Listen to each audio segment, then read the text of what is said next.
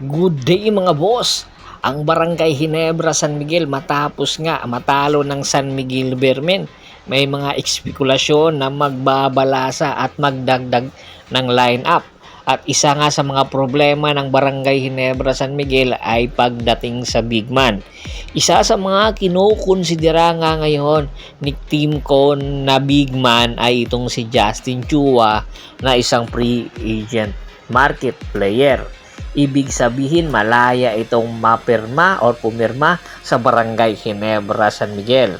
Matapos nga ang kanyang kontrata sa Blackwater Bossing ay hindi na nga po pinapirma pa ng contract extension.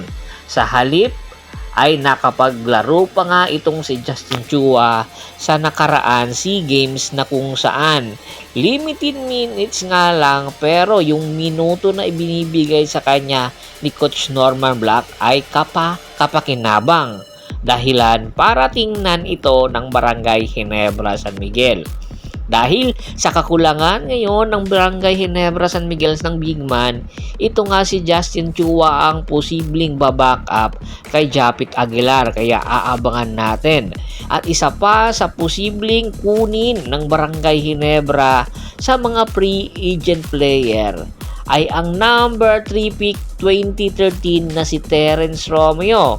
Kung maaalala nyo, pinag-aagawan itong si Terence Romeo ng iba't ibang kupunan. At kung maaalala nyo, si Terence Romeo sana ang kukunin ng Barangay Ginebra sa taon na yun. Pero mas pinili pa nila si James Forrester. Kaya ngayon may pagkakataon ang Barangay Ginebra San Miguel na makuha itong si Terence Romeo. Bakit kanyo? Ang problema ng Barangay Ginebra San Miguel ay isa sa posibleng sandalan nila pagdating sa crunch time at scorer. Ang nagiging scorer ng Barangay Ginebra San Miguel ay itong si RJ Abarentos na isang floor general. Itong si RJ, alam naman natin na pagdating sa bola, nakakain niya ang minuto na imbis na ipapasa pa sa kanyang mga teammate. Dahilan para ang Barangay Ginebra hindi makapasok sa finals at talunin ng San Miguel Vermen. Kung meron kang Terence Romeo tapos ilalagay mo sa second unit at magkakaroon ka ng automatikong scorer at the same time floor general na magpapalalim sa lineup ng Barangay Ginebra San Miguel.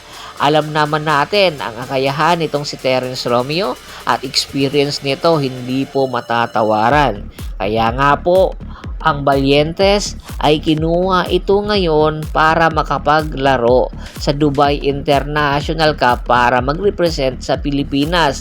Ito daw ang sukatan ng Barangay Ginebra San Miguel kung itutuloy ba ang pagkuha kay Terence Romeo. Gaano kataas ang level pa ng paglalaro nitong si Terence Romeo sa PBA. Ganun pa rin ba ang kanyang nilalaro dahil bago nga ito mag-extend ng kontrata ay nagkaroon ng injury kaya aabangan natin. At isa pa sa posibleng maidagdag nga po ng Barangay Ginebra San Miguel ay ang big man naman ng Pure Blend Titan na si Cade Flores. Si Cade Flores po, isa sa mga sinasandalan ng Northport dati na ngayon Pure Blend pagdating sa rebounding. Isa po itong energy guy na po pwedeng makatulong sa kupunan ng Barangay Ginebra San Miguel off the bench. Hindi na po kasi bumabata itong si Japit Aguilar at hindi na rin po nagkakaroon ng pagkakataon itong si Troy Rosario na makapagpahinga, sasalit-salita na lang sila ni Japit at hindi rin 100% itong si Troy. Kaya kung meron kang mga bench players na mas malalim at kung po pwedeng gamitin at po pwedeng pakinabangan, ito tong si Cade Flores.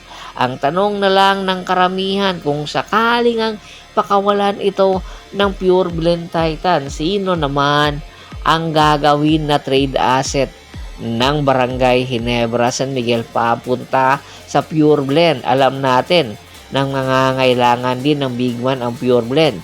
Meron bang gagamitin na conduit team ang Barangay Ginebra na po pwedeng gamitin para makakuha or makabigay ng mga players papunta sa Pure Blend or Future Picks?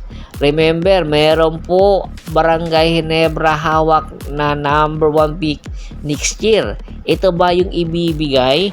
Ito yung mga katanungan ng mga fans na po pwedeng hindi pa natin malaman ang kasagutan unless kung matutuloy na agad itong trade na ito. Remember po, hint pa po ito at po pwede po mangyari base sa evaluation na magaganap nga ng Barangay Ginebra dahil tinitingnan na rin ang posibilidad na po pwede na bang palitan ng Barangay Ginebra San Miguel pati ang kanilang head coach na si Coach Tim Con na mukhang hindi na yata kayang mag-coach sa Ginebra. Simula ng pakawalan ng Ginebra itong si Christian Stan Hardinger at Stanley Pringle ay tuluyan na ngang nalugmok at hindi nakapasok sa finals itong Barangay Ginebra San Miguel. Tingin nyo, kakayanin pa ba ng Barangay Ginebra San Miguel na makapasok sa susunod na konferensya papunta sa finals o makakuha ng kampyonato? Lalong-lalo na si Justin Brown din nagkakaedad na. Komento na sa baba ng video at pag-usapan po natin yan. Once again, this is Percival Monteron at your service. Don't forget to subscribe my sports channel at don't forget to click the notification bell button para nga maging updated palagi sa kwentuhan. At bago pa man po natin tapusin ang ating kwentuhan, shoutout po muna tayo sa ating mga solid na followers na lagi pong sumusuporta sa atin kay Kagawad at sa kinudukusin ng Hagonoy Bulacan, Anthony Laki Alon at sa Laki Alon family, Yornel Belches, Yunel Alicante, Julius Roche, Kagawad, Pridi Zacarias at si Jose Lito Tampipi. Marami pong salamat sa walang sawa niyong pagsuporta. Pakibisita rin po sa lahat ng Facebook fanpage ko na Happy Speech, Triple Goso at Bostor para po sa mga karagdagan sports balita hanggang sa muling kwentuhan. Maraming salamat po.